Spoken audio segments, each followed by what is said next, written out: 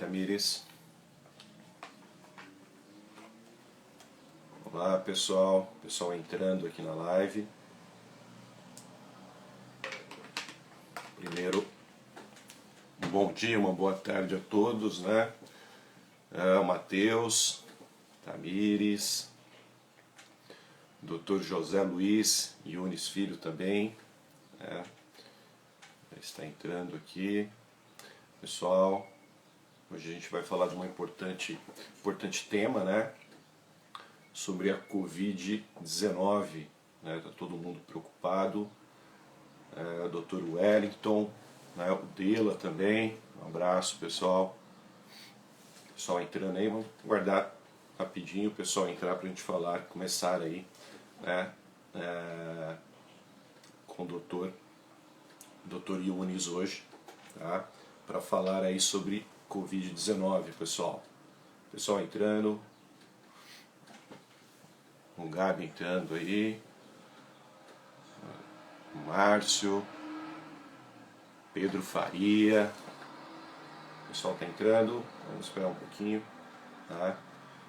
Já vou iniciar aqui a nossa live de hoje sobre Covid-19. Boa tarde, Dr. Wellington. Tudo bem? Tudo bem com o senhor? Já estamos iniciando aqui a nossa live de hoje, tá? Deixa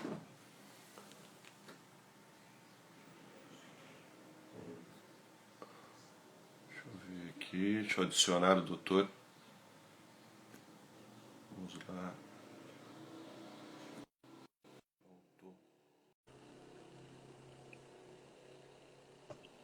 Olá, Doutor.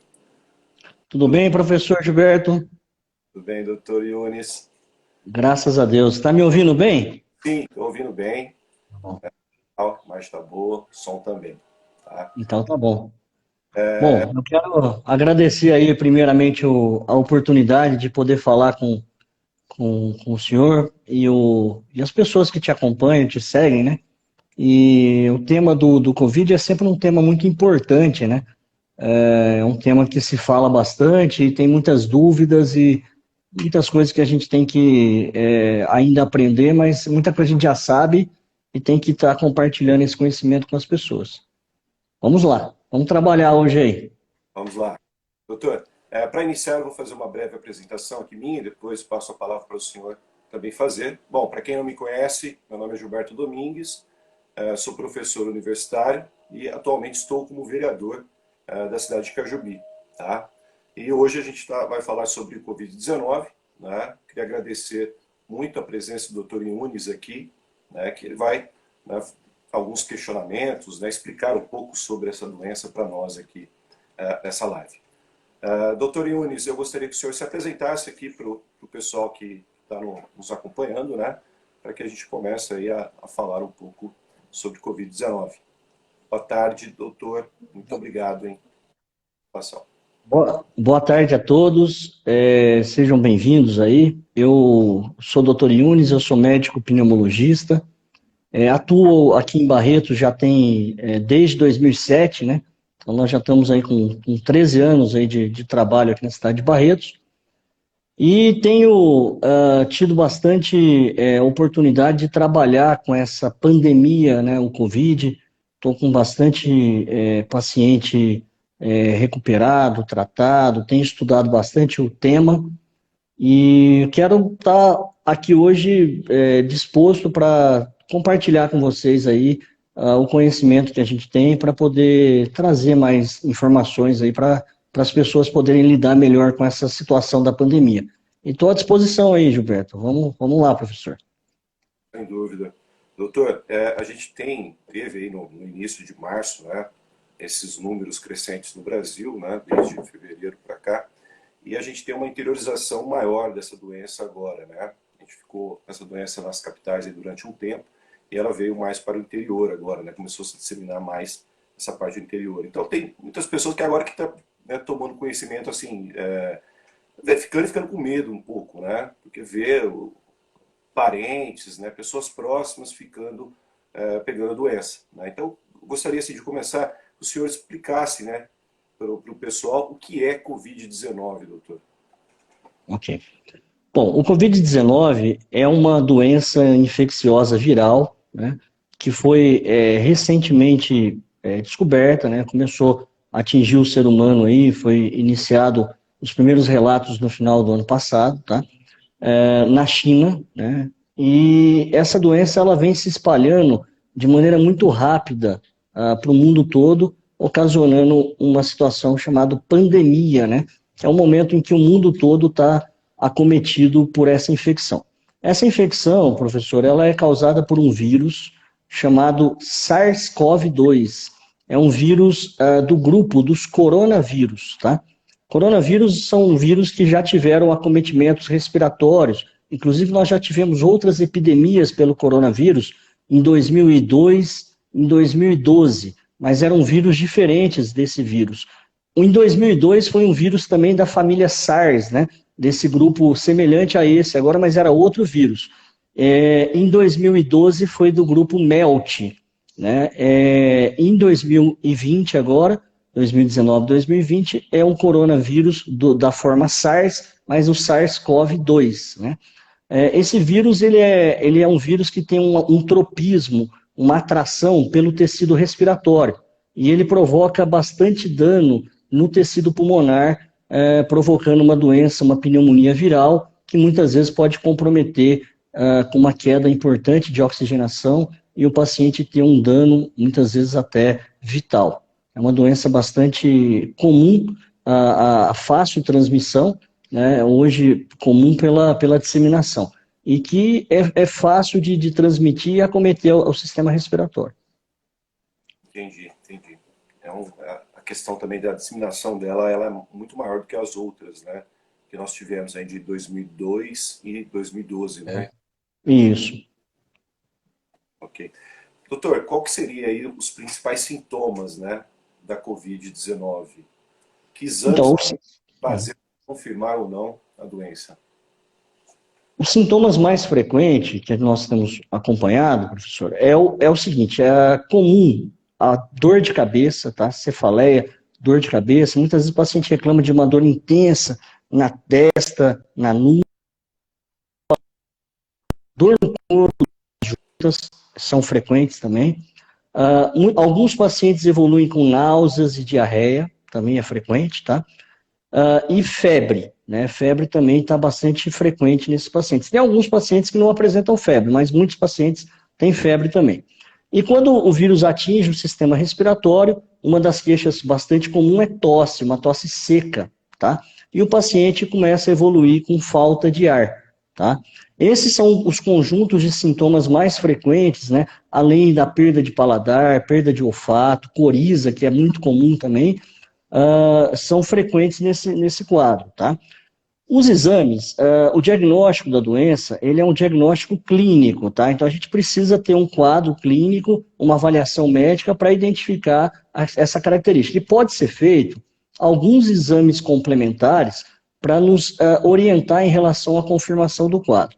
Pode ser feita uma tomografia, um exame de imagem que a gente utiliza em alguns casos, quando há acometimento respiratório mais importante, mostrando alguns tipos de lesões respiratórias que são bastante sugestivos de infecções e pneumonias virais, que são um padrão em vidro fosco que a gente vê na tomografia do tórax, né, dos pulmões. Outros exames que identificam até a presença mais específica do vírus é um exame chamado PCR, né, que é um teste para identificar diretamente o vírus. É aquele teste do cotonete, do suave, que colhe o material do nariz, da orofaringe do paciente, e no microscópio se identifica a presença direta do vírus por alguns fragmentos desse vírus que são identificados nesse teste. Esse teste, professor, ele deve ser feito no início dos sintomas, tá? É onde há maior possibilidade de identificação do vírus. Um outro teste que também é utilizado é chamado teste sorológico.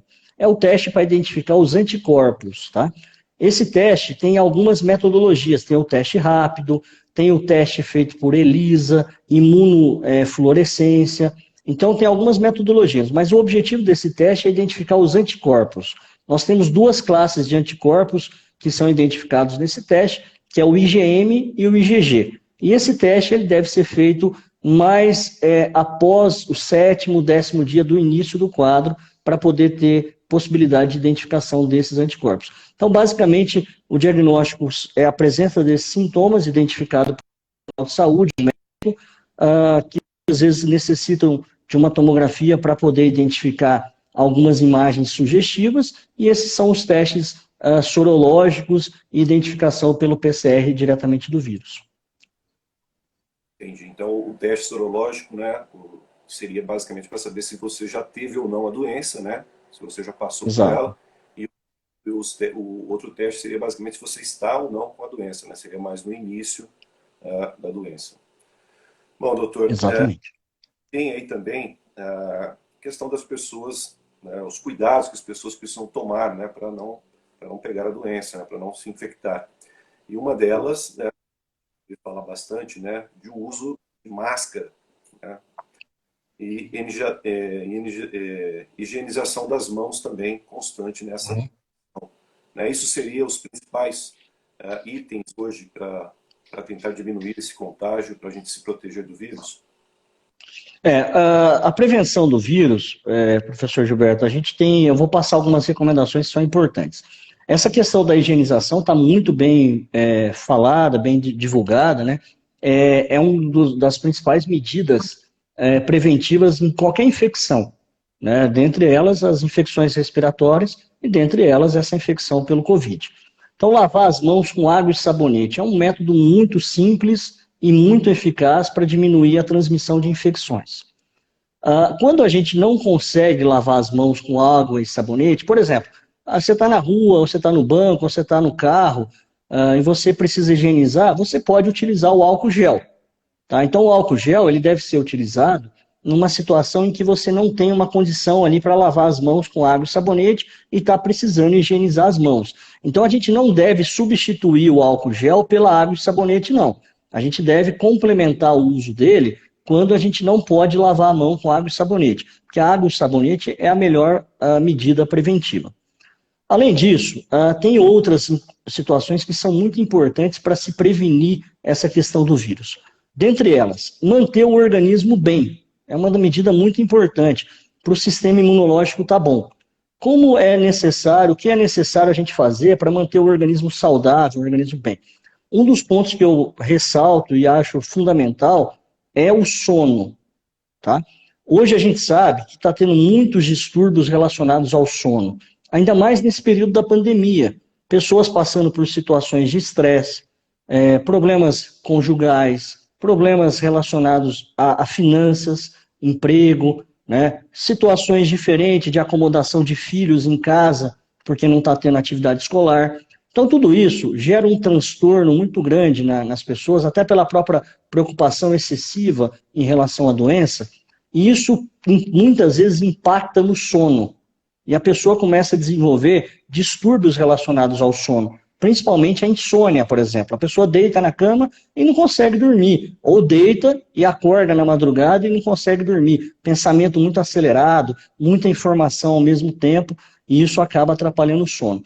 E no sono, professor Gilberto, é um momento onde a gente tem uma reparação do nosso organismo, inclusive uma melhor ativação do sistema imunológico. Então, se você não está tendo uma boa condição de sono, o seu organismo fica com uma imunidade prejudicada. E isso facilita adquirir infecções, principalmente nessa época e nesse cenário. Então, o sono é muito importante para a gente, nesse momento, em toda a vida, mas nesse momento em especial. A alimentação saudável é um hábito muito importante. As pessoas têm que se alimentar com alimentos saudáveis, porque o alimento é a fonte de energia do nosso organismo. Se a gente não tem uma boa alimentação, a gente vai ter problemas em relação ao funcionamento do nosso organismo. Atividade física regular, principalmente atividade física leve, isso melhora o sistema respiratório, isso melhora o sistema circulatório, isso melhora o estresse, diminui o estresse também. Então, são medidas que são muito importantes, né, em relação a melhorar o sistema do organismo. Além disso, a pessoa está equilibrada, né, emocionalmente, né? A gente sabe que o estresse, os pensamentos negativos, a falta de motivação ou a própria depressão que às vezes as pessoas se encontram, isso atrapalha o sistema imunológico. Então a pessoa fica com um sistema imunológico deficiente, isso aumenta o risco de pegar infecção, tá? Além dessas medidas, a gente pode também pensar nas medidas que podem ser utilizadas, como por exemplo as vacinas, tá? Nós temos vacinas para gripe, uma vacina importante para ser usada. Ah, mas a vacina da gripe protege o Covid? Não, não protege o Covid, mas protege a influenza, que é um vírus. E se a pessoa tem uma influenza, ela pode confundir com o quadro de Covid. Então, se ela tomou a vacina, ela tem menor risco de pegar infecção. Ou ela pode até, durante um processo de infecção pela influenza, logo na sequência ter uma infecção pelo Covid, né? Porque a imunidade pode ficar comprometida. Então, toda a imunização através das vacinas são válidas, principalmente a da gripe e da pneumonia também, que a gente tem vacina contra o pneumococo, que é uma bactéria que muitas vezes pode acometer um paciente pós ou durante o Covid, né? Então, a gente consegue diminuir as complicações infecciosas bacterianas com essa vacina. Então, essas são algumas das medidas muito importantes que a gente deve adotar nesse período, nesse cenário de pandemia. Legal, doutor. Teve até um questionamento aí agora. O pessoal está perguntando se teve até uma notícia que vinculou esses dias de pessoas até que poderiam pegar uma segunda vez a Covid, né? Isso isso, né? Ou se eu pego a Covid, eu vou estar imune a essa doença? Professor Gilberto, essa é uma dúvida ainda que a gente não consegue responder claramente ainda com as comprovações que a ciência tem. Eu vou te trazer aqui o meu conceito e a minha opinião, tá? Primeiramente, a pessoa que tem o Covid, realmente, e criou o sistema imunológico após a infecção, ou seja, ela teve uma doença que foi um quadro de Covid, foi confirmado clinicamente ou por algum exame, e depois do tratamento a gente fez os anticorpos e ela tem os anticorpos presentes no sangue. Teoricamente, essa pessoa está imunizada, ela já teve o Covid, ela já tem anticorpos contra o vírus. Então, ela não teria condição de ter o Covid de novo, a não ser se o vírus sofresse mutação. Tá? Então, se o vírus sofresse uma mutação, ela poderia pegar um outro vírus, que é um vírus diferente daquele que ela teve, que foi o Covid. Então, teoricamente, a pessoa que tem o Covid e está imunizada, ela não pega o Covid de novo. Mas por que está tendo esses relatos em relação a pessoas, até recentemente teve um caso no país, né, de um paciente que depois de 50 dias teve o Covid novamente. Isso foi registrado aí na mídia e a gente vê isso em outros países também, esse registro. Na minha opinião, são duas situações que podem acontecer. Primeiro, o paciente não teve Covid primeira vez. Tá? Como é que pode acontecer isso? Pode acontecer isso de várias maneiras. Primeiro, o paciente poderia estar com outro quadro que foi confundido com Covid. Ou, às vezes, até teria o Covid no PCR, no teste, mostrando que o vírus estava na orofaringe. Mas, às vezes, o vírus não acometeu a pessoa. Porque você ter o vírus na orofaringe, como a gente tem várias bactérias, vários vírus presentes no sistema respiratório, na orofaringe, mas nem sempre aquele vírus está causando uma doença. Então, às vezes, a pessoa tinha o vírus, até estava positivo, mas não teve uma doença causada pelo vírus e não gerou um sistema imunológico, ela não criou anticorpos. E aí, num segundo momento, ela teve realmente a infecção do vírus e aí pegou o Covid. Então, essa é uma situação possível. A pessoa estava com o Covid, mas sem estar com a doença. Quer dizer, a pessoa estava com o vírus, o SARS-CoV-2, mas não teve o Covid, que é a doença. Tá? Uma outra situação que pode acontecer é a pessoa ter tido Covid realmente, só que ela, pelo sistema imunológico não ser muito adequado, ela não criou anticorpos suficientes para ficar imunizada. E aí ela teve uma outra infecção novamente pelo vírus, e aí ela pode depois criar o sistema imunológico. Então tem algumas pessoas que podem ter alguma deficiência imunológica. Tá? Então, pode acontecer da pessoa pegar uma infecção e, às vezes, ela ter novamente porque ela é uma pessoa que tem um déficit imunológico. Isso aí não é a regra, isso aí é a exceção. Então, a maioria das pessoas que pegam uma infecção viral, e criam o sistema imunológico, elas estão imunes àquela doença. Isso você pode fazer pegando a doença ou tomando uma vacina contra a doença. Então você vai ficar imunizado. E você só pega de novo se o vírus mudar, porque muitas vezes os vírus são mutantes, então eles mudam alguma característica e a pessoa pega um vírus diferente, né? Agora, no meu entendimento, a pessoa que pegou Covid 2 vezes, ou ela não teve Covid a primeira vez, ou foi um teste falso positivo, ou até teve um PCR positivo, mas ela não teve a doença, e agora ela está com a doença, ou ela tem um problema imunológico que é muito raro a gente pensar dessa forma. Então, essa é a interpretação que eu vejo. A pessoa que tem Covid realmente, está imunizada, não pega novamente. Ok, doutor. Bom, quais são, doutor, os procedimentos, né? Estou com Covid, testei positivo. O que eu tenho que fazer? Quais são os procedimentos aí que eu preciso seguir? Muito bom. A pessoa está com um quadro compatível com Covid. Primeira coisa, ela tem que seguir um tratamento, tá? A gente recebeu várias orientações e eu faço aqui uma notificação em relação a isso, que a orientação que foi adotada de que as pessoas receberam essa orientação que eu vou falar. Se você tiver com quadro suspeito, você deve ficar em casa tomando remédio para aliviar sintomas. Caso você tenha alguma piora, você procure o serviço médico. Essa foi a orientação que as pessoas receberam, né? Essa orientação, no meu ponto de vista, pela prática que eu estou tendo, não é uma boa orientação. A orientação é o seguinte: você está com uma suspeita de Covid ou está com Covid, você deve procurar o mais rápido possível um médico e começar o tratamento precoce. Tá? Então, o tratamento precoce, no meu ponto de vista, é o que muda o curso da doença. E o fato do nosso país terem muitos colegas médicos que seguem esse pensamento, hoje nós somos o país que mais temos pacientes recuperados do mundo, porque nós estamos adotando o tratamento precoce.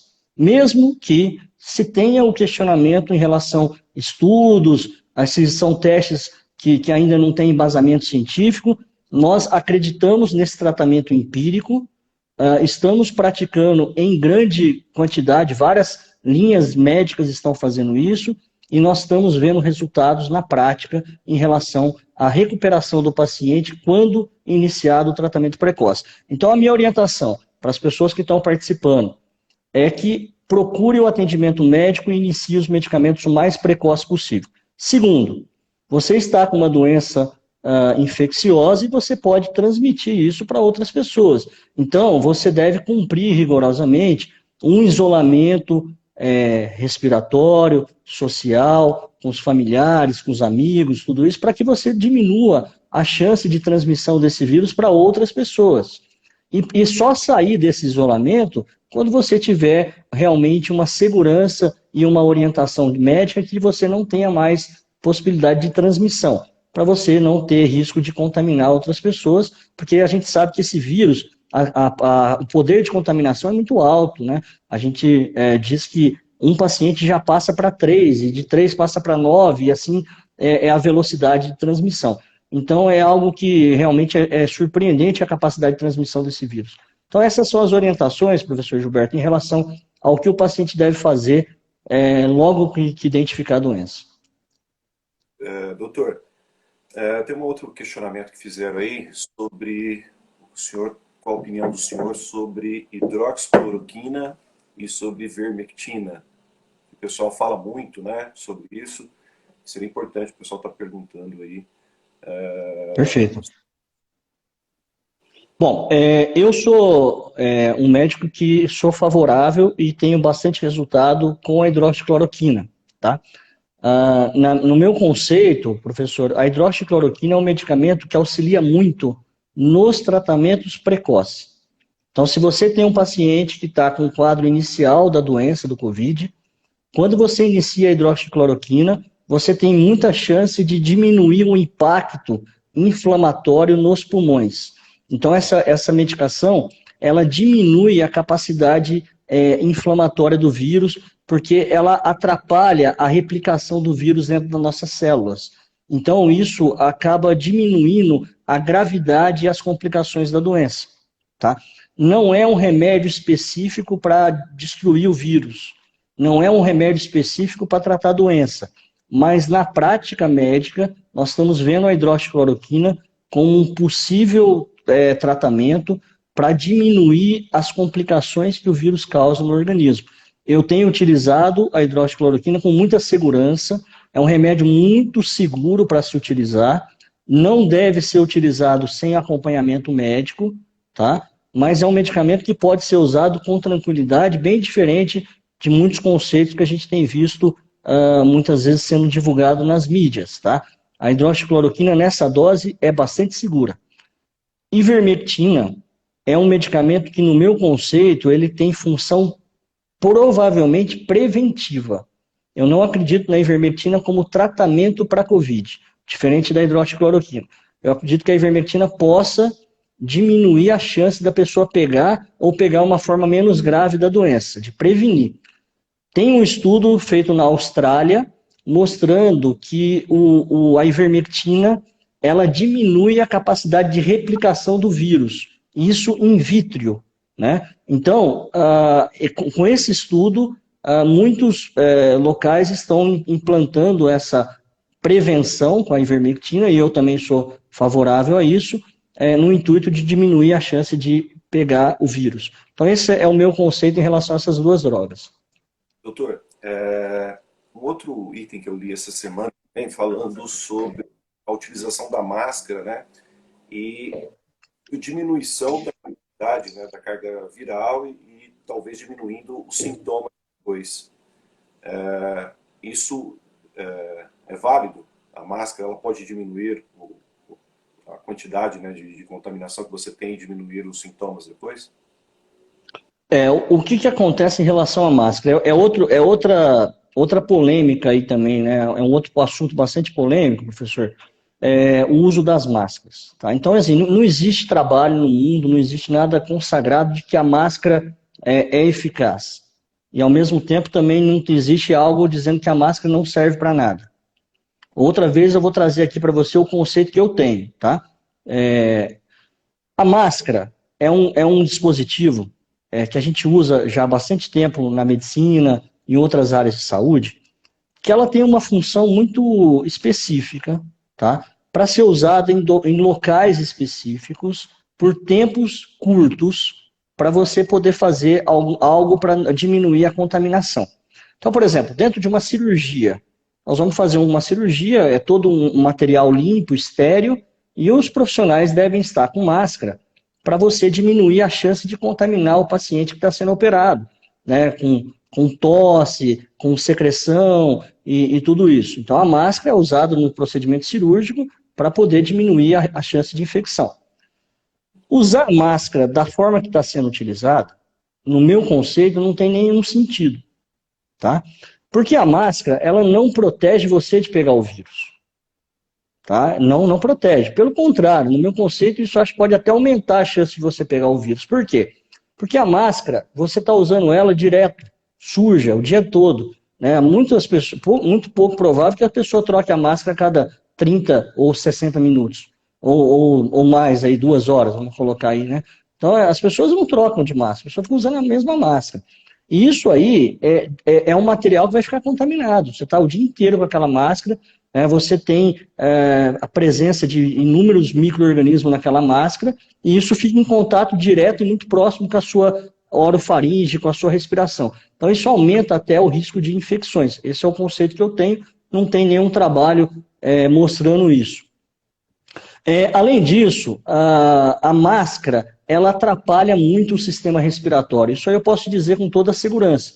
Quem usa máscara, por exemplo, vou dar um exemplo para vocês. Se você pegar a máscara, colocar a máscara e for fazer uma corrida, vai sentir mal. Tá sujeito até ter uma tontura, ter um desmaio. Por quê? Porque você atrapalha o sistema respiratório, você não vai conseguir ter uma performance durante o esforço, porque atrapalha a troca dos gases. Você acaba retendo muito gás carbônico na saída pela barreira e você respira mais gás carbônico e menos oxigênio. Então a pessoa que está usando a máscara direto, ela tem um sistema respiratório atrapalhado. E isso acaba atrapalhando até o próprio funcionamento do organismo. Então, usar a máscara direto, como está sendo proposta, no meu conceito, isso aí não tem sentido e prejudica a pessoa. Esse é o conceito que eu tenho. Então, para que serve a máscara? A máscara deve ser usada para aquele paciente que está com uma suspeita de Covid. Então, você tem um paciente que chegou no local e ele está com uma suspeita de Covid e ele precisa ser consultado. Ele precisa ser feito um exame. Então, esse paciente tem que ir para um local que muitas vezes tem outras pessoas. Então, vamos colocar a máscara nesse paciente para ele diminuir a chance de transmitir para as outras pessoas o vírus, entendeu? Então, eu penso na utilização da máscara nesse sentido, de colocar a máscara no paciente que está com sintomas, tá? Não nos que estão saudáveis, tá? No paciente que está saudável, a gente vai colocar a máscara para um determinado procedimento específico. Por exemplo, eu sou um profissional médico, eu vou atender um paciente com Covid, eu acho que eu não estou muito legal hoje, não dormi bem à noite, eu tô estressado, tenso, e aquele atendimento é um atendimento de risco. O paciente está tossindo, o paciente está secretivo, eu vou colocar a máscara para me proteger durante aquele atendimento, para não contaminar. Terminei o atendimento, eu vou jogar a máscara fora e vou usar outra máscara se houver necessidade. Aquela máscara, ela é descartável. Ela não deve ser usada o tempo todo. Então, esse é o conceito que eu tenho, professor Gilberto, em relação às máscaras, tá?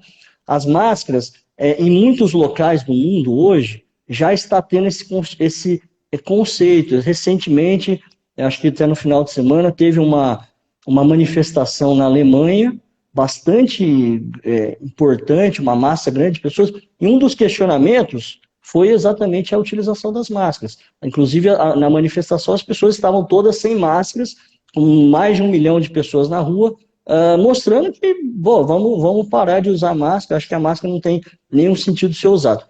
Mas, professor, existe uma questão cultural, as pessoas incorporaram esse conceito de que a máscara protege. Tá? Então, é até complicado, é muito polêmico esse assunto, né? Eu não julgo as pessoas por isso.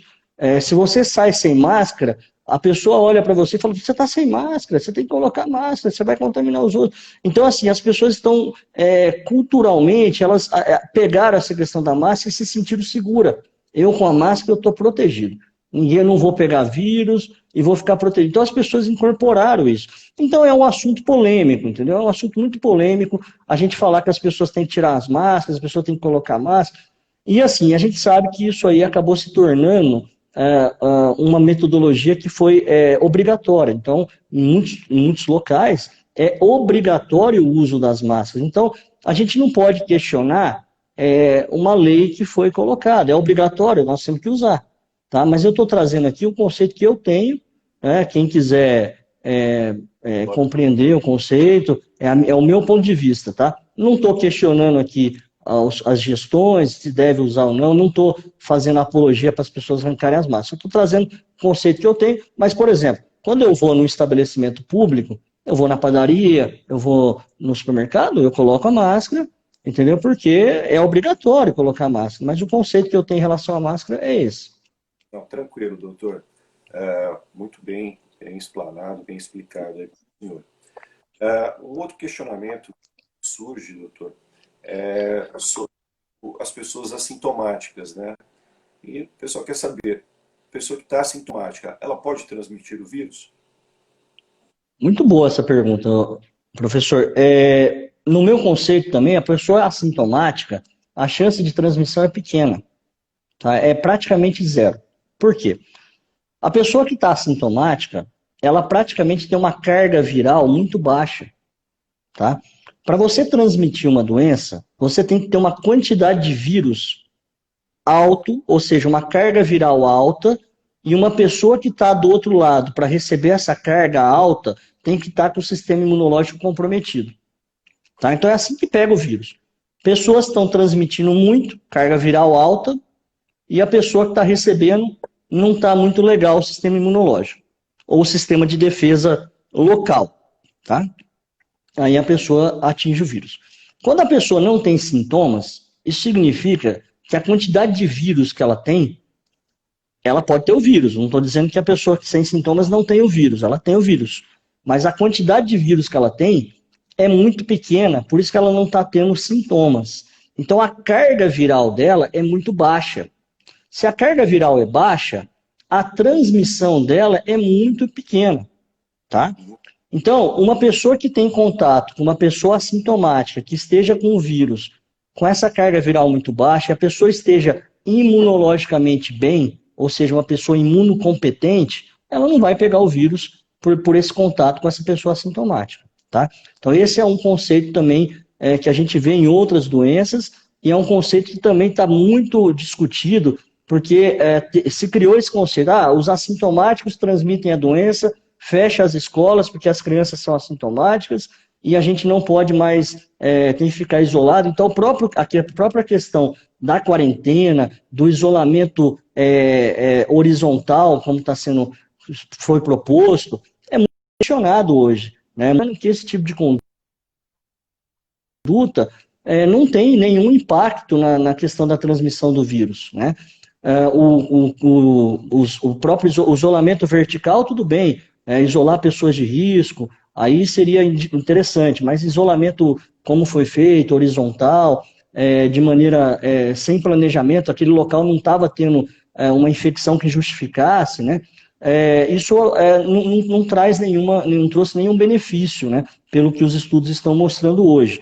Então, a pessoa assintomática, ela não tem risco de transmissão, é uma pessoa de risco. Isso também está sendo bastante, assim, a forma que está sendo praticada é diferente, né? A gente está vendo muitas pessoas assintomáticas cumprindo quarentena de 14 dias, né? Porque tem chance de transmissão. No meu conceito, essa pessoa deveria realizar as suas atividades normalmente, e se ela tivesse qualquer sintoma, aí sim, fazer o isolamento para não ter transmissão. Esse é o conceito que eu também tenho sobre os assintomáticos. Não, sem dúvida, doutor. Hoje a gente está vai aprendendo também uma coisa nova, né? Uma pandemia aí que o mundo, né, sem saber direito o que fazer. Lógico que olhando agora, a gente vê e fala, pô, faltou planejamento, mas no começo também ninguém sabia direito o que ser feito, né? Bom, tem mais uma dúvida aqui, doutor, sobre uma pessoa com comorbidade, né? Doença, né? Diabetes, né? Problema de coração, obesidade, né? E quando pega o coronavírus, pode haver um maior agravamento da doença no organismo dela, doutor? É isso que acontece? Sim. Tem lido um pouco. Exato. Esse é um fato bastante real, principalmente as pessoas obesas, tá? Quando a pessoa é obesa e tem um acometimento respiratório, ela tem sempre maior risco de complicação. Por quê? A pessoa obesa, ela tem dificuldade de expansão dos pulmões, tá? Pelo aumento do tecido gorduroso, abdominal, os pulmões eles têm menos espaço para expandir, tá? Então a pessoa ela já tem uma restrição respiratória, ela não consegue expandir os pulmões adequadamente. Quando ela pega uma infecção nos pulmões, geralmente o impacto disso é mais grave, tá? Então, isso aí, professor, a gente tem visto na prática. As pessoas obesas, essas são as pessoas que têm maior complicação. Essas são as pessoas que têm maior risco de mortalidade. As pessoas diabéticas, elas são pessoas que geralmente, quando não estão tratando diabetes, quando não está controlando diabetes, são pessoas que têm algumas disfunções, principalmente imunológica, disfunção do sistema circulatório, disfunção do sistema renal. Então, quando a pessoa com diabetes, que não é muito bem tratado, bem controlado, pega o vírus, ela tem complicação, porque ela acaba tendo déficit de funcionamento do organismo. Então, essas duas comorbidades são comorbidades bastante importantes. A hipertensão, a gente já não tem visto grandes problemas com isso. Doenças respiratórias como a asma, que também foi muito falado no início, as pessoas que têm asma e estão fazendo tratamento adequado, a gente também não tem visto problemas de complicação, né? Então, assim, de uma forma geral, as comorbidades, quando estão bem controladas, as pessoas têm um impacto como de uma pessoa que não tem comorbidade, né? Agora, quando a pessoa tem a comorbidade que não está bem controlada, ela pode complicar em relação à doença. E o obeso é sempre uma doença respiratória.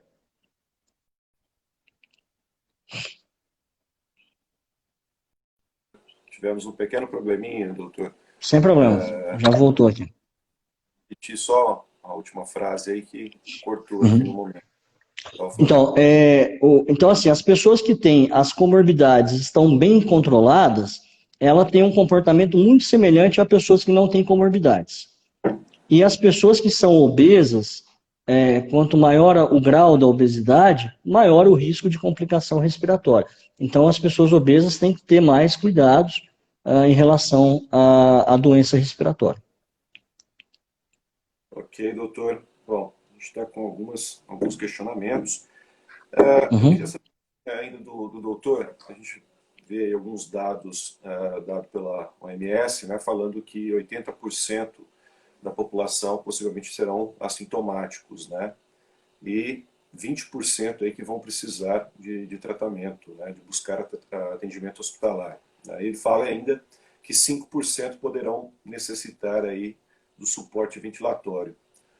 Na opinião do senhor, né, como que o senhor está vendo essa evolução da doença no nosso país, né? A gente está aí hoje com 2 milhões, quase 3 milhões de casos confirmados. Né? Como que o senhor vê a situação do nosso país? Então, vamos lá. Você está me ouvindo? Tá. Sim, acho que está dando um delayzinho aí, mas eu estou te ouvindo. Tá. Então é o seguinte, em relação a essa colocação, eu acho que é bem próximo disso mesmo. Isso a evolução natural, tá? Só que o que está acontecendo no nosso país e que a gente tem visto? Uma medida diferente do natural. Nós estamos adotando o tratamento precoce da doença. Então, como a gente está fazendo o tratamento precoce, nós estamos vendo uma redução do impacto de hospitalização. Então, isso aí está muito claro na conduta de muitos colegas médicos, de muitos profissionais que estão instituindo o tratamento precoce. O tratamento precoce diminui muito a chance de hospitalização, de intubação e de mortalidade. Então, isso é uma prática que o Brasil está conseguindo, por ter sido mais tardiamente acometido, né, verificar isso na prática. Mas, de um modo geral, professor, essa apresentação da OMS é mais ou menos o que a gente vê acontecer naturalmente. Se você não tratar, não fizer nada, 80% vai passar assintomático, 20% vai ter a doença, e desses 20%, 5% aí vão hospitalizar e talvez terão formas graves, e você terá uma mortalidade aí menor de 1%. Né? Só que como é uma doença muito transmissível, né, esses números são muito altos, né, porque quando você tem um acometimento muito, um número muito grande de pessoas acometidas, então acaba tendo essa porcentagem em números absolutos, ela acaba representando muita coisa, né. Mas no Brasil, especificamente, a gente tem mudado esses números em função do tratamento precoce, tá? Então, o número de hospitalizados, o número de mortalidade, de complicações, têm sido bem menores do que muitos outros países, né? Até países bem desenvolvidos, como os países nórdicos, a Suíça, Suécia, a gente viu números lá bem maiores de mortalidade do que o nosso país, em termos de milhão de habitantes, morte por milhão, que é um número que a gente tem que considerar, em função dessas medidas que a gente tem adotado no nosso país, entendeu? Então, o tratamento precoce, ele muda o percurso natural da doença. Entendi, doutor. Um outro questionamento que o pessoal fez aqui é sobre vacinas. Qual a questão que a gente tem hoje de vacinas para nós aqui brasileiros? Né? Uhum. O senhor sabe aí sobre... Tem até um dado aqui do secretário, né, do Ministério, secretário da Saúde, de Vigilância, né, da Saúde do Ministério do Brasil, o Arnaldo Correia. Ele fala aqui que em janeiro de 2021, as primeiras 30 milhões de doses estarão disponíveis para a vacinação das pessoas, dando prioridade para idosos e pessoas com comorbidades, além do pessoal da área da saúde. Quando que vai chegar aí ao restante da população? Então, a vacina é o que nós todos estamos esperando, né, ansiosamente, a liberação dessa vacina. Bom, o que nós temos de real e de palpável? A gente tem algumas vacinas sendo desenvolvidas no mundo. A vacina que está sendo mais próxima aí da comercialização é a vacina de Oxford, né? A vacina da AstraZeneca, que é a vacina que já está na fase 3, né? É a fase de utilização em humanos, né? Inclusive, o Brasil está participando desse estudo de fase 3 da vacina. Foi aplicado em profissionais de saúde na cidade de São Paulo, através da Escola Paulista de Medicina, da Unifesp, né, na Federal de São Paulo, tem voluntários participando desse estudo. E o que vem mostrando é que parece que está sendo bem positivo o resultado dessa primeira análise aí da aplicação da vacina. A perspectiva é realmente essa, de que a vacina esteja disponível a partir de janeiro de 2021, tá? E vai ser um lote limitado, tá? Mas, assim, a gente tem visto a indústria farmacêutica acreditar bastante nessa questão da vacina e realmente aumentar o poder de produção, tá? Então, a gente tem visto aí essas multinacionais já fazendo um trabalho de logística de produção para poder atender aí o maior número de pessoas possíveis, tá? Então, eu acredito que muita coisa ainda vai ser apresentada nesses próximos 2, 3 meses. Primeiro, a gente precisa realmente ter certeza de que essa vacina é segura. É o que está se mostrando nesse momento, mas ainda não tá aprovado. E se ela vai ser eficaz, né? Que é outra situação também que a gente não tem a resposta ainda em fase 3. Não deu tempo de concluir essa resposta. Mas assim que tiver uma posição mais segura, que é o que está tendendo a ser, eu acredito que vai ter um investimento e uma linha de produção bem maior dessa vacina, tá? E isso vai atender muitas pessoas, já no meu conceito, entre o final e o começo do ano, tá? Eu acredito que entre dezembro e janeiro, a gente vai ter condição aí de ter a disponibilidade dessa vacina em larga escala, porque o Brasil foi um dos países que teve um acordo em relação a esse estudo. Então, a gente tem, vamos dizer assim, um certo benefício em relação ao acesso dessa vacina, por isso que nós já temos aí teoricamente, uma reserva de doses, né, de 30 milhões, como foi passado, porque a gente faz parte desse acordo de estudo dessa vacina. Mas eu acredito que a gente vai ter uma produção maior e isso vai atender a população assim, de uma maneira bem confortável, tá? Existem outras vacinas também que estão sendo desenvolvidas, tá? E que tem previsões aí para maio, junho do ano que vem, que também deve chegar aí e atender a população. Então, assim, de um modo geral, a vacina é algo que está sendo bastante estudado, desenvolvido. Hoje nós temos tecnologias de produção de vacina de uma maneira mais rápida, onde se pega uma vacina pronta e acrescenta um fragmento do vírus ali, e você já usa uma vacina que já é utilizada, já sabe a forma de aplicação dela, e você acrescenta um fragmento do vírus para ativar esse sistema imunológico. Foi dessa forma que foi desenvolvida essa vacina de Oxford, né? Por isso que ela foi feita tão rapidamente. E agora a gente precisa saber se ela, aplicando no ser humano, ela vai trazer o sistema imunológico na grande maioria. Já sabe que traz, mas a gente precisa saber em massa se isso vai ser eficaz ou não. Porque você pode ter uma vacina sendo aplicada, mas às vezes a eficácia dela pode ser pequena. Vacinou, atingiu 60%, 40% só das pessoas. Então a gente precisa desses números nessa fase 3. Assim que sair esses números, eu acredito que a produção dela vai acelerar e a gente vai conseguir atingir bastante gente aí para a imunização, que é o que a gente quer realmente e a esperança que a gente tem em relação à liberação das vacinas. Entendi, doutor. Doutor, é uma preocupação que agora, respondendo assim, talvez o senhor possa ajudar um pouco, sobre a situação mais para Cajobi. Eu fiz aqui uma comparação da questão de mortalidade, né? São números ainda que eu não sei se é possível comparar da maneira que eu fiz, peço que o senhor me ajude. Eu peguei aqui Olímpia e Barretos para a gente comparar, que são, né, as cidades onde a Cajubi acaba ajudando a cidade, né, para onde a gente leva os nossos doentes, né. Olímpia tem hoje 819 casos confirmados, né, com um total de 11 óbitos, o que dá um percentual de mortalidade, aí, eu acho que podemos falar assim, de 1,34%. Barretos, os dados que eu tenho aqui, é que tem 2.482 casos confirmados, com 82 óbitos, que dá um percentual de 3,3%, né, de mortalidade.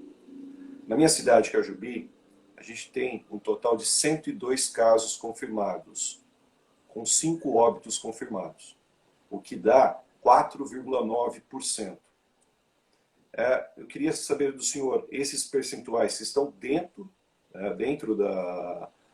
do que a OMS fala, do que o senhor tem visto, ou que nem Cajubi, por estar aí com um número maior, por ser uma cidade menor, teria que já estar tomando algumas ações talvez mais enérgicas ou não, ou está dentro do parâmetro aí, até para a população que está nos assistindo aí ficar, né, mais tranquila ou, né, buscar um isolamento maior também. O que o senhor pode me dizer sobre Bom, essa questão numérica na epidemiologia pública e sanitária, ela não é uma forma tão matemática assim, sabe?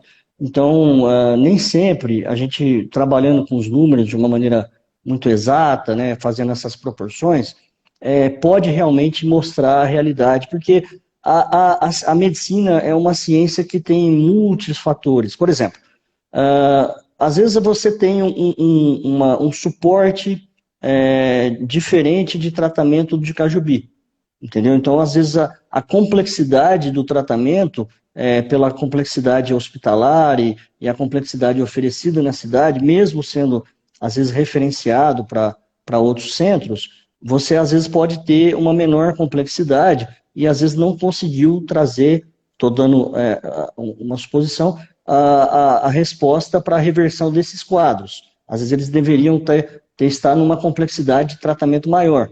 Então, pode ter sido uma falha nesses óbitos por não ter tido o suporte de complexidade hospitalar que precisaria. Então, às vezes, a cidade, por ser uma cidade de menor número de pessoas, o sistema de atendimento hospitalar ele tem uma complexidade menor. Então, às vezes, as pessoas não conseguiram atingir a necessidade de complexo que ela precisaria. Então, às vezes, você tem áreas, vamos dizer assim, menos estruturadas, como é uma doença que tem casos graves, você acaba não conseguindo reverter esses casos e acaba tendo uma mortalidade maior. Então, isso é uma das causas que pode estar acontecendo, entendeu? Porque você precisa por exemplo, de uma terapia intensiva. Aqui em Barretos, a gente tem um hospital que está específico para tratamento do Covid. Nós temos UTI específicas para tratamento do Covid. Nós temos equipe treinadas para tratar o Covid, né? Então, nós temos, assim, todo um trabalho montado especificamente para tratar a doença. Então, são pessoas que estão habituadas com aquele treinamento e tudo isso. Então, o resultado, muitas vezes, acaba sendo um resultado melhor, né? Porque você tem uma complexidade montada maior, que às vezes é difícil de você fazer pela complexidade do local, né? Então, não dá para a gente ficar julgando dessa forma, porque aqui tem maior número e tal. Então, eu não vejo que essa conta possa ser feita assim, tá? Mas, pois não, pode falar, professor. Que às vezes minha área de engenharia eu gosto um pouco talvez de calcular, né? Faço esses cálculos aí, mas sem dúvida nenhuma Não, é um alerta, né? Dá para ter um alerta. é um alerta, não, é um alerta. Sem dúvida. Então, assim, eu vejo que assim, ficar só trabalhando os números, que é uma maneira que a gente normalmente faz, né? A gente quer ter um raciocínio, quer fazer uma conta e tal, mas nem sempre essas respostas são dessa forma, entendeu? Então, às vezes, por exemplo, você teria que trabalhar melhor o sistema de atingir o sistema médico hospitalar mais complexo, tá? Então, assim, de qualquer forma, o número de casos em relação ao número de óbitos chama atenção, né? Então, você teve 5 óbitos em 100, né? Você tem um número quase 5% aí que você colocou. Então, assim, bom, é um número alto, está acima da média do que a OMS fala, né? Mas, assim, responder justamente porque está tendo casos mais graves, ele não necessariamente. Então, fica um pouquinho... analisar o que está acontecendo, sem dúvida nenhuma. Doutor, Exatamente. Mas, pode falar. pode completar. Então, eu acho que a gente tem que tomar bastante cuidado nessa questão da prevenção, né, é importante, e sempre ficar atento, que é uma doença nova, a gente está aprendendo, a mensagem principal que eu quero deixar para as pessoas é de procurar o atendimento médico no início dos sintomas e procurar um tratamento precoce. O tratamento precoce, isso sim, professor, tem mudado muito a evolução da doença. Olha só, então eu vou fazer uma pergunta aqui, vou abrir a pergunta para o pessoal que mandou mensagem para nós, doutor, e a gente já está aí com 55 minutos de live, né? Tema excelente para a conversa. O Doni, lá de Cajubi, aqui de Cajubi, né? Está falando, Doni Materiais, está falando o seguinte: a pessoa tendo febre, já é bom entrar com medicamento de Covid? Caso a pessoa não tenha Covid e tomou os remédios, tem problema? É o que ele está O querendo. tratamento. Eu perdi um pouquinho a linha da pergunta. Você pode refazer ela? Sim, sim. Então, ele perguntou o seguinte: se a pessoa tendo febre, né, ela, já é bom ela entrar com medicamento da Covid? E se ela tomou o medicamento da Covid, aí saiu o exame dela, ela não teve nada, vai fazer mal para ela? Mais ou menos isso é a pergunta dele. Tá. Eu não oriento a pessoa tendo febre tomar medicamento para Covid. Ela tem que tomar medicamento para Covid se ela tiver com um quadro compatível com Covid, né? Então, assim, a gente tem várias causas de febre, né? Então, e nessa época respiratória, tem muitos motivos para ter febre, muitas outras infecções. E você fazer um tratamento inadequado, você pode trazer complicação para o paciente. Então, assim, primeiramente, o paciente não deve se automedicar. Tá? Então, ele deve ter um acompanhamento com o médico, e o médico deve decidir, junto com o paciente, qual o tratamento mais adequado para ser utilizado. Se for um caso de suspeita de Covid, e tiver tendo febre, for uma suspeita, tem que tratar, sim. E se tiver, o médico acredita que é um quadro compatível, em acordo com o paciente, fizeram o tratamento para Covid e depois foi afastado dessa doença, não tem problema da pessoa ter tomado os remédios, entendeu? Mas isso tem que ser acompanhado pelo médico para ele poder fazer uma correção de diagnóstico ou uma correção de conduta aí, tá? Uhum. Ok. Só mais uma questão, doutor, para a gente encerrar aqui. A Bruna pergunta sobre a possibilidade da revacinação da BCG. Acho que teve algumas publicações falando, né, que em países que não tiveram essa vacinação, né, tiveram dados maiores aí de contaminação e de óbitos. Talvez no Brasil, É, por essa vacinação seria melhor. Como o É, senhor tem, está... tem algumas linhas, tem algumas linhas de estudo mostrando essa evidência aí. Mas assim, não tem um embasamento ainda muito forte, tá?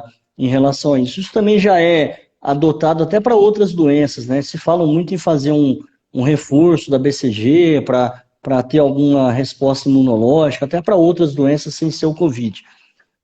O meu conceito é o seguinte, eu não acredito muito nessa questão de que a BCG vai trazer um benefício tão grande para a população, especificamente em relação ao Covid, não, tá? Eu não acho que deveria ser feito uma revacinação nesse sentido. Eu acho que a visão melhor que a gente tem do Covid é realmente o tratamento precoce, né? A busca ao profissional no momento que você tem sintomas, e a gente realmente aguardar a vacinação específica, tá? Porque não é uma metodologia que vai trazer um impacto em massa, não. Acho que não vai diminuir essa questão, não. Eu vejo que tem outros fatores envolvidos nisso em relação à questão só da vacina da BCG. E aí, doutor? Bom, a gente está aí com 1 minuto, né? Vai encerrar a live, ela tem uma duração de 1 hora, né? Então ela vai